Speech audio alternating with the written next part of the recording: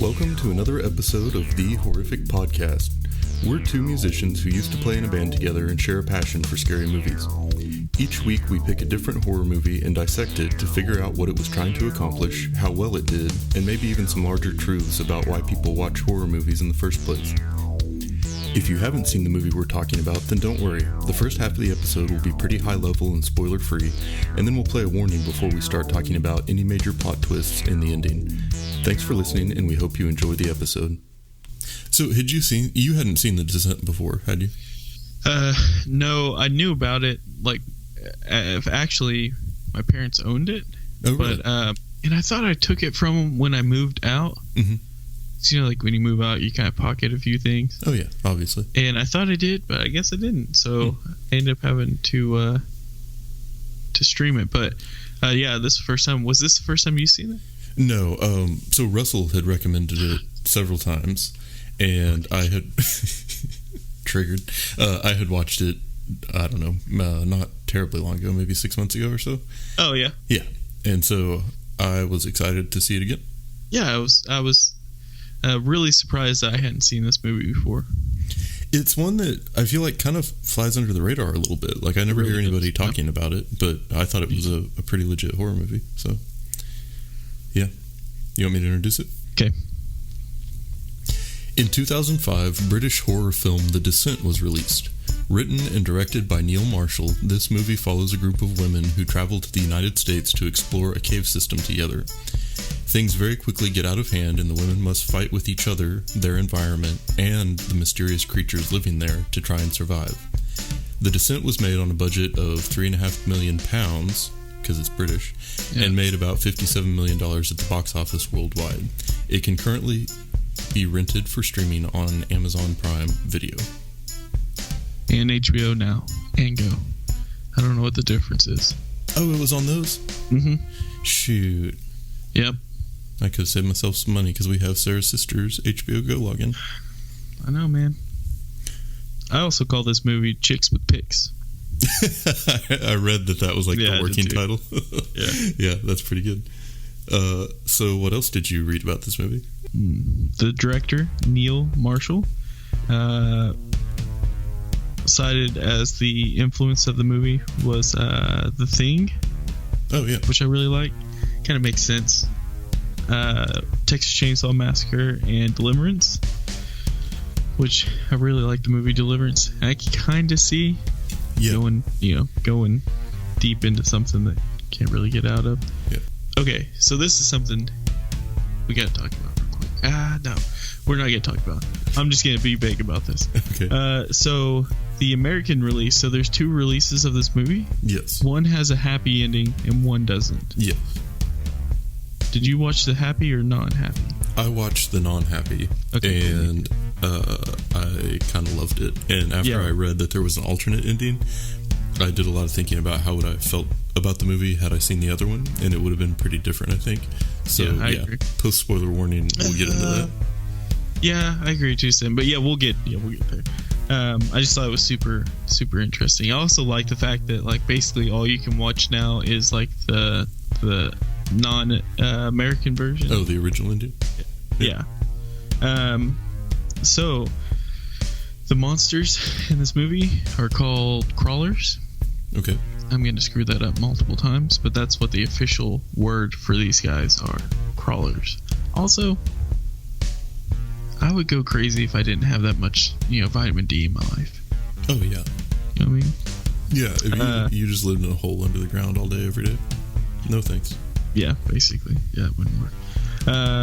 So, the caves are all actually all production. They built the caves. Mm-hmm. They didn't want to do it. And I think you said it was six. There were 6 caves that they made for six. I say caves. 6 different sets.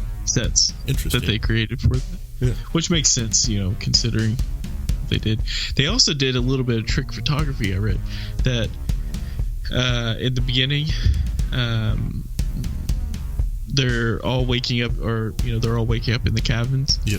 And they actually filmed it. It was the same cabin, just from a different angle. For waking up the 2 sets of friends. That's funny. Yeah. So I thought that was really interesting about them not filming in actual caves, because I read that too as I was like working on the intro for this one, and I read it and I was like, oh yeah, that makes total sense, but I just hadn't stopped to think about it. It was one of those moments where I'm like, oh yeah, obviously they didn't take a bunch of actresses down into an actual like super tight cave. Yeah, and just magically have like all the room for the cameras and shots that they wanted to set up. But the production was super good, though. It was, because it's very convincing. I figured that they went to like some like open cave that was maybe like in the dark, but still easy to get to. But so with this movie, we've talked before about how hard it is to just like build up intensity through an entire movie, and it seems like a lot of times a movie will hit its peak early and then it just kind of gets uninteresting because it doesn't do anything new. I thought that this movie was the opposite of that. Like, it did a really good job of creating like a scary or an intense situation and then adding an additional element on top of it that kept you engaged and on the edge of your seat, like as it went through the whole thing. And kind of like you had mentioned before, just being in the Appalachians in and of itself, is scary. Yeah, because there's a lot of rednecks out that way. There are. I'm sure there's a lot of friendly ones. But yeah, I thought the movie did a really good job of just like building that intensity all the way through and like continually adding new twists that kept you into it. Yeah. And then the storytelling and the camera work and the music and all of that just accentuated that really well.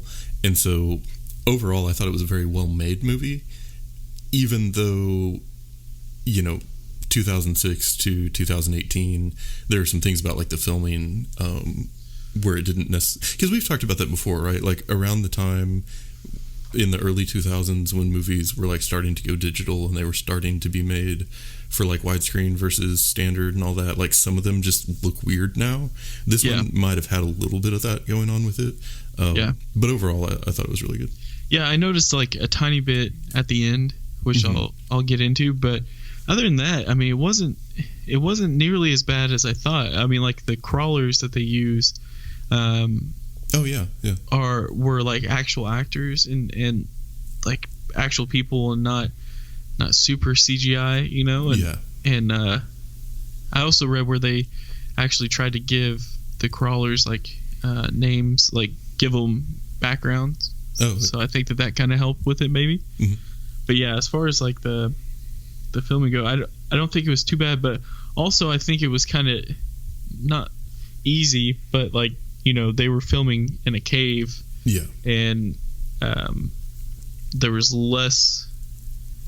I don't know if I feel like it may have made it a little bit easier, not like in a cheap way, but just in a smart way, that using the caves and they can use lighting to their effect and the shadows and the lack of lighting. So it was a really smart thing to do. And even I know saying back in 2006 is crazy, but even from them to now, Yeah, for sure. And I thought that it was interesting the way that they used color with the lighting. So it was like when they were above ground, everything had kind of that dark tint to it, and there were like a lot of shadows. And it seemed like underground there was a lot of like red tint to everything. So I don't really from the flares and red and green. Yeah. So it was interesting just in that because of the way that the lighting was a little bit off, it did make some of the visual effects more convincing, I think, because when you don't see things quite as clearly, your brain fills in the details, and it's not like you're looking at something saying that looks stupid because you can't see the whole thing. Right. But yeah, one thing too with this one is the music. I thought it was kind of almost a little bit generic, like moody orchestral music, but it was good. I mean, it was used appropriately, I felt like, in the scenes. I'll say this, like I was just watching it without distractions, basically, and I didn't notice the music. So that says either what the film, what they did acting wise was good, or the music just wasn't stand out worthy. You know what I mean? Well, it didn't step on anything. It was just kind of there when it needed to be. But and then I really liked the story on this one too. Like the beginning reminded me a lot of The Ritual, because you had that like super violent scene in the beginning, and then you have like a flash forward, and then friends out on an adventure in the woods together. But because of that, the opening sequence. Wait a minute. Did they steal that idea? Wait a minute. Do you mean to tell me you've got to be that kidding. there are certain patterns in horror movies that get repeated over and over? I'm freaking out, man. But yeah, I thought it was interesting, and then because of that, the way that it opened, in the same way as The Ritual, it had kind of like that dark feeling to everything afterwards, even though there wasn't anything necessarily scary going on.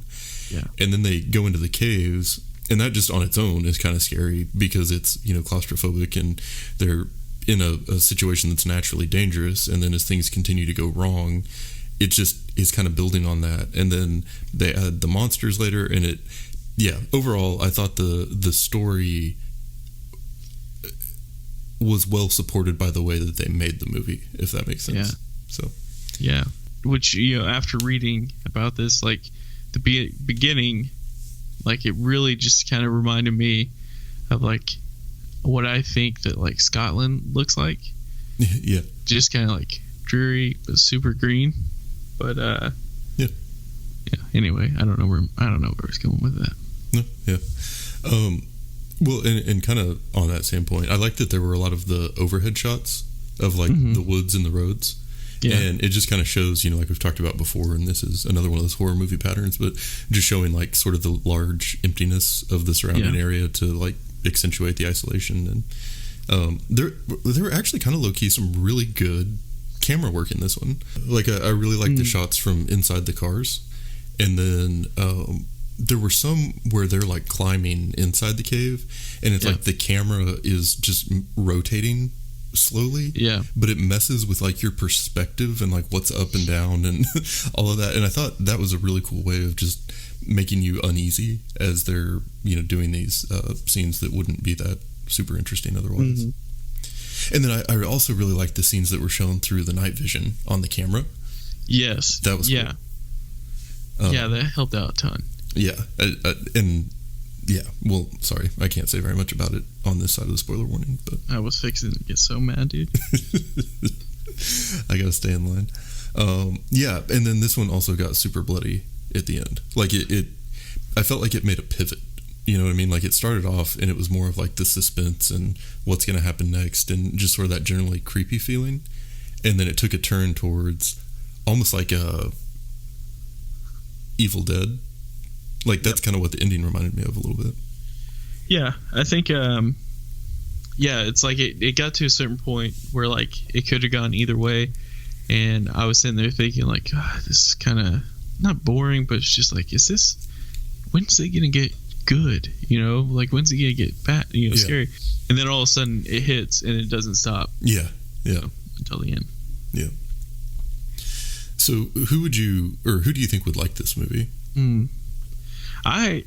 So this isn't, I don't know if this is, we review horror movies, but, we have our own circle, basically, you and I, of what we like and what. I think I would like to consider this a nod to classic horror movies. Like, if you like Halloween, slashers, or anything like that, I even would say like 28 Days Later. Like I feel like if you like those, then you would definitely appreciate this. I think someone who I guess would appreciate horror movies, being that, for me, I like horror movies that where they kind of think out of the box and like create the monster, and they created these crawlers, and it wasn't like a remake of a remake of a remake of a vampire or something like that, so I would just say if you're into classic horror movies, you should definitely add this one to it, or like fan of The Ritual, whatever, kind of like Blair Witch in a way, but just watch it. I guess it's rated R, but if you're listening to this podcast, Yeah. It's explicit, so you should be adult. If you're not, get the hell out of here. Sorry, kids. Yeah. No, I'm with you on that. I feel like this one was actually a really good, solid horror movie. And about 2/3 of the way through, I would have thought that I would recommend this to pretty much anyone. And I'd really kind of like filed it away in my mind as kind of like a movie in the vein of Silence of the Lambs, where it's like a quote scary movie, but it's really just like intense and suspenseful. Yeah. But then the ending part happened and it got real bloody and real violent. And I realized there are probably a lot of people that wouldn't be into that so much, or definitely wouldn't like want to watch it with their kids. So I think that you've made a good comparison with 28 Days Later. I feel like that's like a movie sort of in the same vein, that if you like that movie, you would also like this movie, and is appropriate for similar audiences. So yeah, let's play the spoiler. Warning, warning, warning. Spoilers, spoilers, spoilers. This is your warning. Warning, warning, warning. Spoilers, spoilers, spoilers. This is your warning. If it's not obvious enough. Warning, spoilers. Okay, so we're back from the spoiler music, which I gotta say is probably the best part of this podcast. Not the music, me saying spoiler, spoiler, spoiler. Oh yeah, I agree. Is it kind of confusing for you when they get done rafting and Sarah goes up and she's kind of like arguing with her husband, and the husband's like making weird eye contact with like her friends Juno and Beth, and like I didn't understand what like their like, did they ever explain why there was that weird tension between like Sarah's husband? Well, no, and that was kind of weird too, because they like pushed her in the water when it was really, really cold. Yeah. And they're like, hilarious. And she's like, I'm freezing. Like, I might have hypothermia. And they're like, oh, Sarah. Yeah. Classic Sarah. Like, I don't know. That, yes, it was awkward and it didn't make a whole lot of sense. Yeah, I think that could have not been added. Yeah. But I just kind of wish that there was some, like, you know, deeper story that I just wasn't paying attention to. Yeah. Yeah. Well, we're on the other side of spoiler warning, so we can say it. They didn't really give the husband a whole lot of character development because he was alive for like 5 minutes of the movie. That's true. Yeah, so. That's true. I just kind of figured like maybe deep in the cave they were going to find out like Juno had been sleeping or something. Yeah. You know what I mean? See. Yeah. But classic Juno. I don't know. It was just kind of strange, the shot, but yeah. It picked up from there, so I was okay with it. But, yeah, for sure. Yeah. I feel like kind of in general, because I didn't have a whole lot of things that were like shortcomings of the movie. Mm-hmm. Yeah, me too. But I felt like the acting in general was kind of a liability for most of it. Yeah, to an extent. I think they were able to get away with it a little bit, but yeah, it definitely was. Like once they were in the caves, everything was a lot better. But when they're just like hanging out ahead of time and like, ho, we're just friends talking. Yes. Like, it's awkward. But again, repeating patterns in horror movies, I guess. Yeah, that's true. And plus, like with us, when you know we're hanging out with people who we had first met, I'm not gonna act like I'm your friend. I'm not even probably gonna talk to you. I didn't even talk to my wife the first day I met her. Yeah. Like I didn't talk to her. I said. And then you just flexed. She's married to me now. I mean, what's that say? You don't have to talk to people. Yeah. Well, not when you got a body like that. When you look like me, though, you have to like try and make people laugh or do something. Like maybe like bring them groceries. I don't know, anything. So you mean to tell me when you don't look like you're 269 pounds and a smoker, and your pants don't fit because you're too fat? Goodness, I need to gain that weight back then. Yeah. Anyway, off topic. Yes, sorry. What do you think that the people who made this movie I'm so tired. I can't do it. Rewind. I'm not a host, man. Yeah. So yeah, was there anything else that you particularly loved or hated about this movie? Yeah, so I don't think it's a secret here. I actually thoroughly enjoy this movie. A lot. Thanks, Russell. But there were a lot of things I didn't like about it. No, yeah, freaking Russell, you did good, bud. I threw up.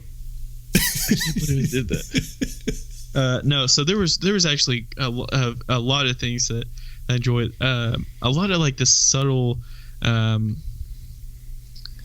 intense, the subtle sightings of the crawlers before. I think there were like 2 or 3 before like you actually saw, before Sarah actually saw the crawlers. Yeah. I think there were 2. I know 2 for sure, but anyway, I like that because it was kind of, you could kind of tell the movie was building up, and it was getting more and more tense. One of the reasons why I kind of tied it to Blair Witch was, Juno saying like, I didn't bring the map. Mm-hmm. They don't know that we're in here. Yeah. Like, it was just like, are they just losing it at that point? Yeah. Which ties into my next thing I really enjoy. Like, there were a lot of times throughout the movie that you could wonder, like, wait, did Sarah just like lose it, and did she just start killing her friend? Yeah. Well, they kind of set it up earlier because they were talking about how, like, hey, this is no joke. When you're down here, if you get lost, you could have all of these symptoms. And one of them was like hallucinations, which I felt like kind of set the scene for like questioning a lot of things later on, especially because Sarah had been having those flashbacks like of her daughter already. Mm-hmm. And so, so I enjoyed that. I really enjoyed, like, I was very happy with the, like, the portrayal of females in horror movies. Yeah, you had like it wasn't like the Scream Queen. It was like an actual like proactive like hero of the movie. Right, absolutely. Like, I thought that was like legit.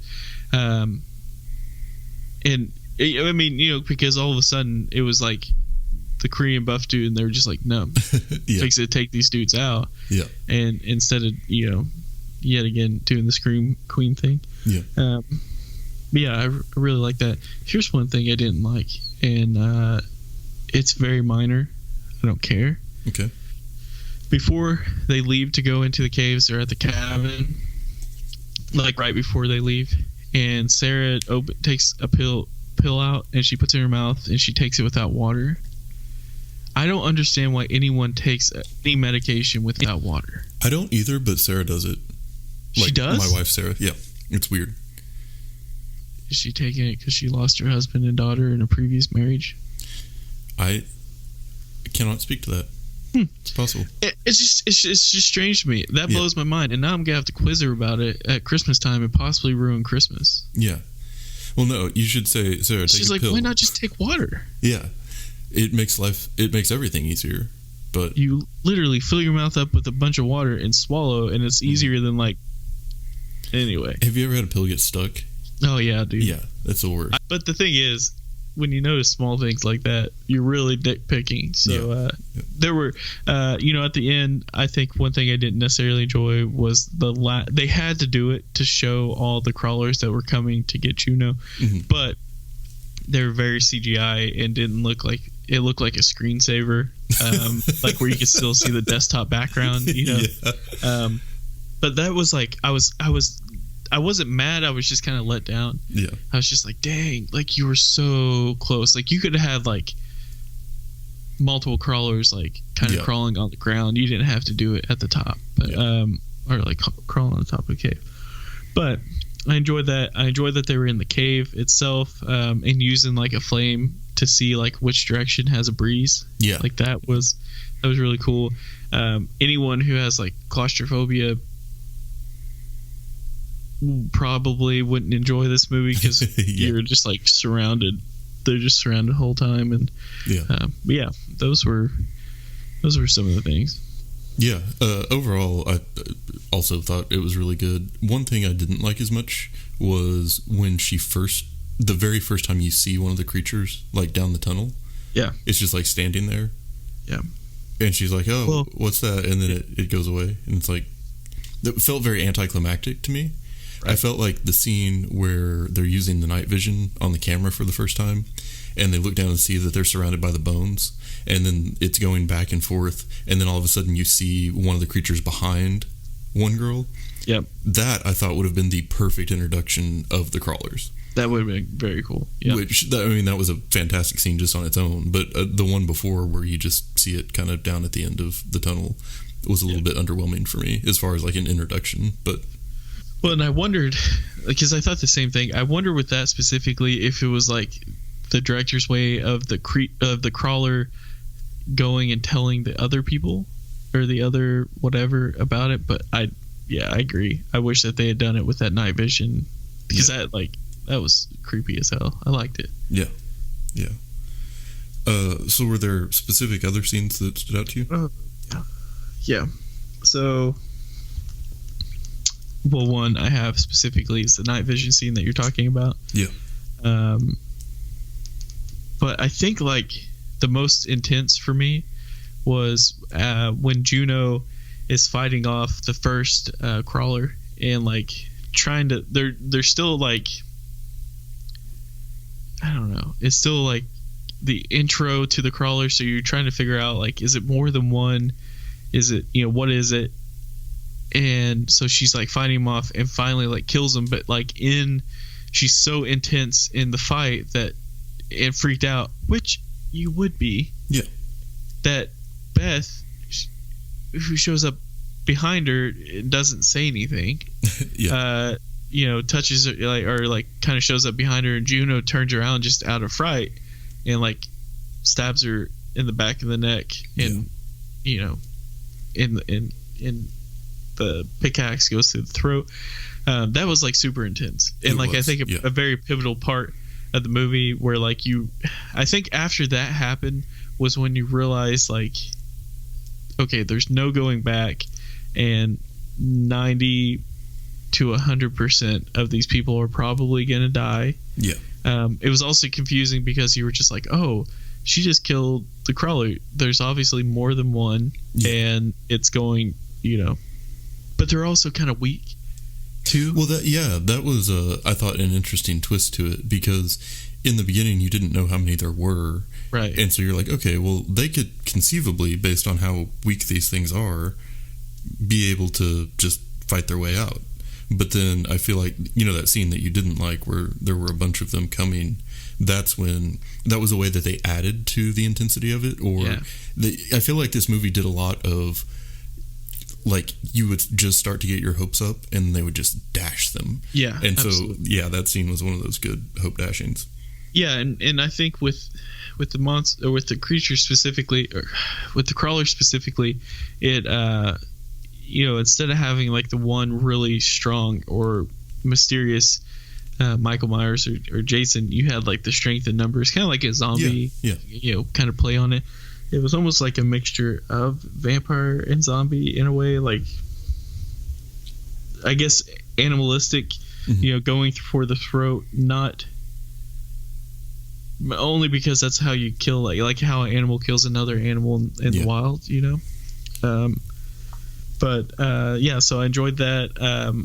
One thing that was a scene that was kind of confusing me though was when Holly was the first one that got bit, the girl who broke her leg, and she got bit in the neck, and it looked like her eye color changed like to like a neon green. I don't know, it was kind of weird. That confused me. But okay, so another scene, Sarah is kind of like running out away from, she just killed a crawler and falls into the pool of blood.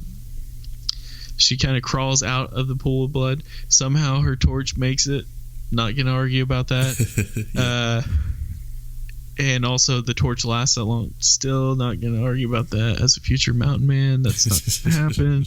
But anyway, so she's crawling out, and then all of a sudden another crawler comes, and I think that's when you're kind of realizing that they can't see, that I think you're kind of thinking, it has to be based off the sound. I mean, why could these crawlers see? There's no light down, in the cave.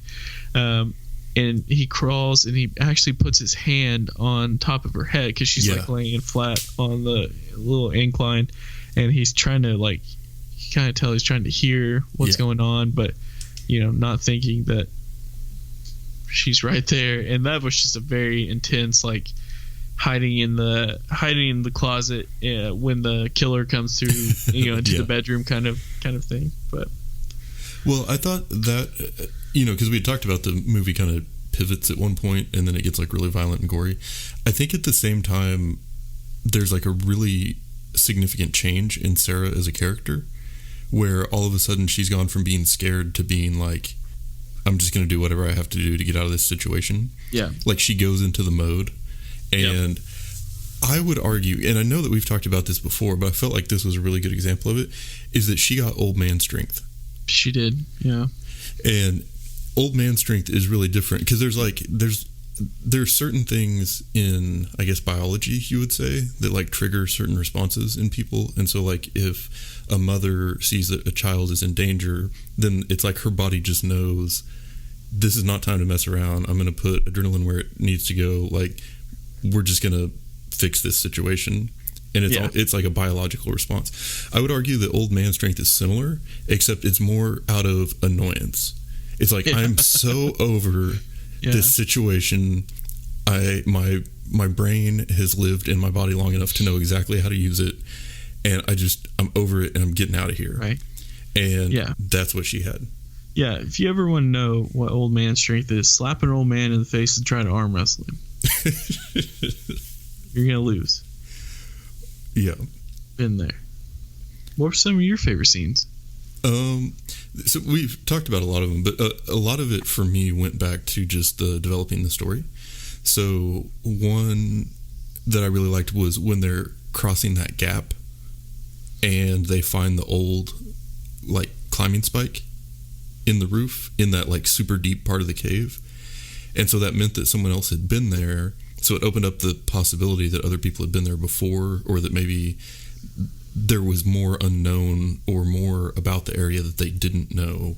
And then they mentioned that the equipment is like 100 years old and that no one uses it anymore. So it's been a long time. But just anything like that kind of made you start thinking about what's coming next, because the movie did a really good job of never letting you feel kind of safe or secure in the moment, or like you had everything figured out. And so I really liked that aspect of it. I also thought a lot of the visual effects were really good, like when I forget her name, but when the one lady breaks her leg and they have to set it, like, that was so that was so gross and bloody and cringeworthy. But and then also so I feel like most horror movies that I like have this, and so when I saw it here, I was like, oh, that's crazy. Boobies. No, I was going to say in a very different vein, the thumbs in the eyes. Oh yeah. So when that was crazy, and so that's like 28 Days Later and The Evil Dead both kind of had that as well. But yeah, that was intense. So you're kind of not doing that good though, because like they can't see anyway. Yeah, I had the same thought. It's like, why would you go for the eyes of a blind creature? But whatever. So yeah, it was still a good painful scene. Regardless. Yeah. But then the other thing that really stood out to me, or that most of the rest of my notes are around, was the ending. So I guess, and to distinguish because I don't know what version people watched, but at the end they're sort of surrounded, and then Sarah turns around and kneecaps Juno. Yeah. And so she's doing just like, that because Beth told her that Juno killed her. Yes. Yeah. And it made it seem like she did it on purpose. Yeah. But I think it was an accident. Yeah, I think so too. But I also think that she was kind of...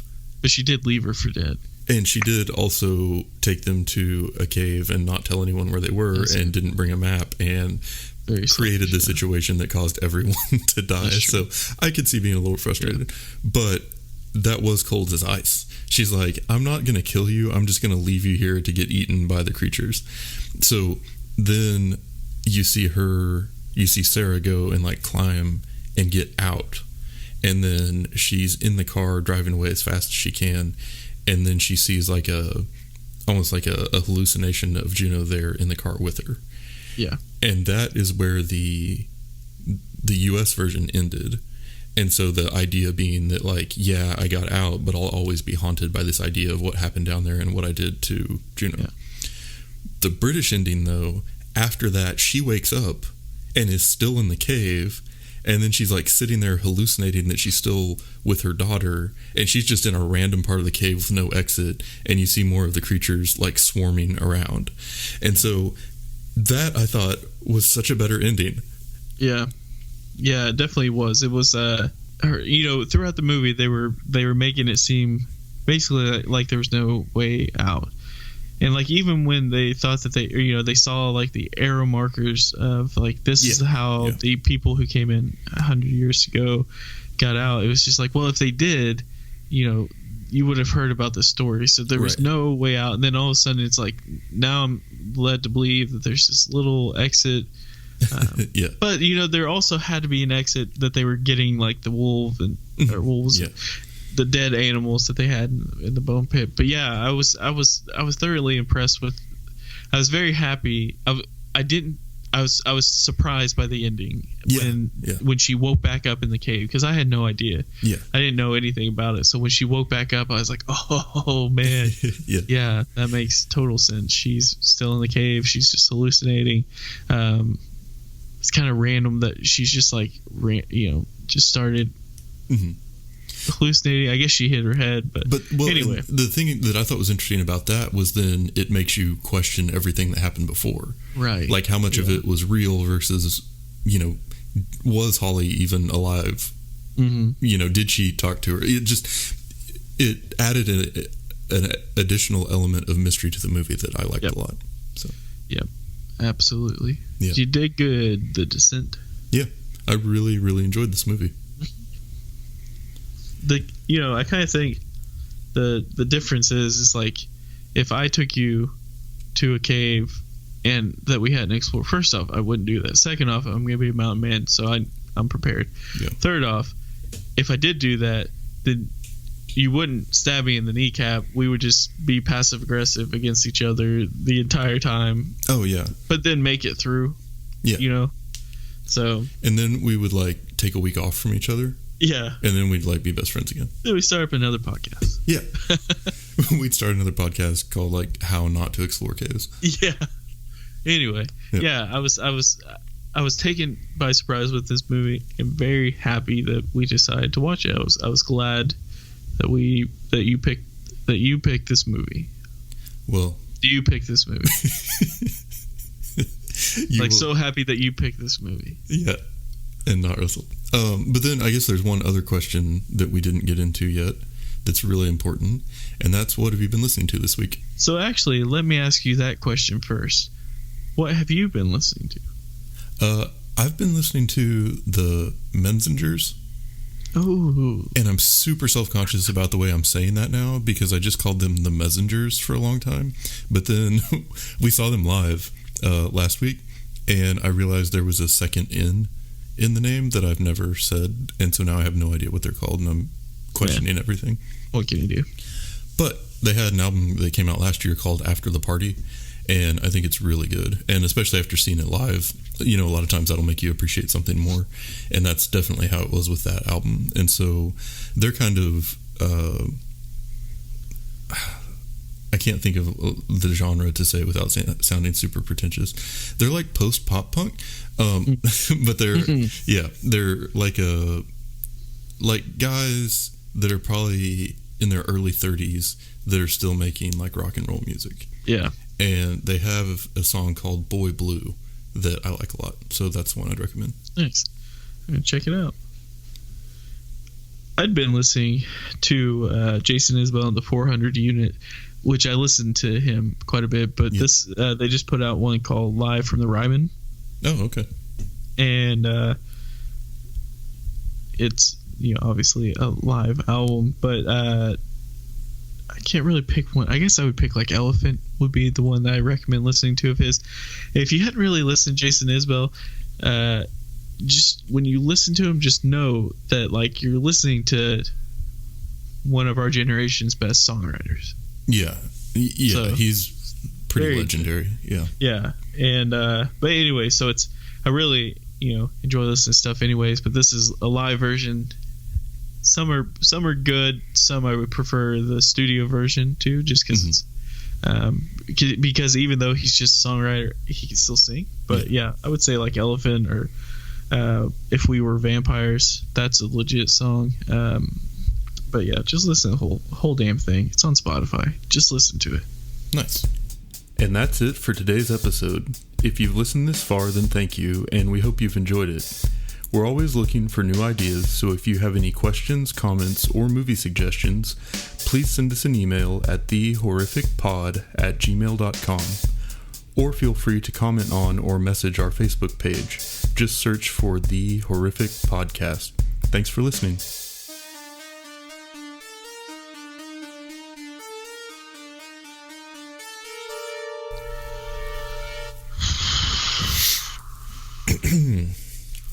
All right.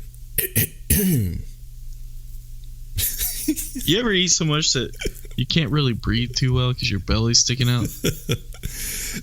Yeah. I was also thinking of like Donnie's vocal warm-ups from back in the day. I miss those, man. That just hit me for some reason. Yeah. I miss those. Yeah. It's Donnie. Oh, yeah. Donnie, if you're listening to this, if it makes the cut, and it won't, because I'm editing this podcast, I miss you, man. I miss him too. Come back to Oklahoma, you jerk. Or Texas.